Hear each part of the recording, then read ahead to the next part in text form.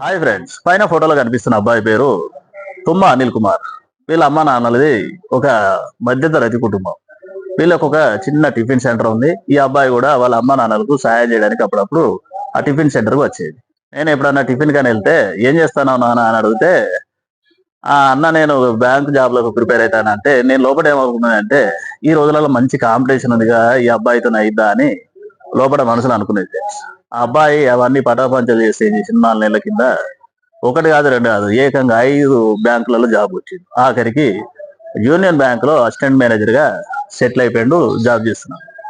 ఎప్పుడు కానీ మనం ఎవరిని తక్కువ అంచనా వేయలేం కూడా. ఎందుకంటే ఎవరి టాలెంట్ ఏందో వాళ్ళకే తెలుస్తుంది. మనం ఏమనుకుంటాం, ఇప్పుడు నా వయసు వాళ్ళు ఎక్కడైనా నలుగురు కూర్చుంటే ఏమనుకుంటాం, అప్పట్లో మా అమ్మ నాన్న మా అమ్మమ్మ చదువు చేయలేదు, మా దగ్గర అప్పుడు పైసలు లేవు, నన్ను ఎవరు పట్టించుకోలేదని అన్ని సోది ముచ్చట్లు అనుకుంటాం. అదంతా తప్పు ఫ్రెండ్స్. కసి పట్టుదల ఉంటే డబ్బులతో కూడా పెద్ద పనేముండదు. మంచి టాలెంట్ ఉంటే అన్ని టైం టు టైం అన్ని వచ్చేస్తాయి. కష్టపడితేనే అన్ని పాదు. శ్రమయే జయతే అంటారు కానీ అదృష్టం గిదృష్టం అన్ని జాంతన అవుతాయి. కష్టపడితే చాలా మంది సెటిల్ అయిపోతారు. ఈ మధ్యలో గ్రూప్ 1 గ్రూప్ 2 ఫలితాలలో చూసిరుగా, అందులో మొత్తం మంచి మంచి జాబులు కొట్టిన వాళ్ళంతా మధ్యతరగతి వాళ్ళు, దిగువ మధ్యతరగతి వాళ్ళే మంచి మంచి జాబులు కొట్టారు.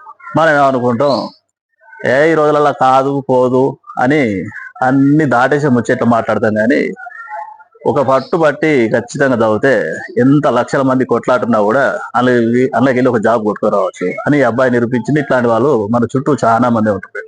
నాకు ఆ అబ్బాయి జాబ్ కొట్టినంటే మస్తు హ్యాపీగా అనిపించింది. Thank you friends. ఈ వీడియో నచ్చితే లైక్ చేయండి, షేర్ చేయండి, ఫాలో చేయండి.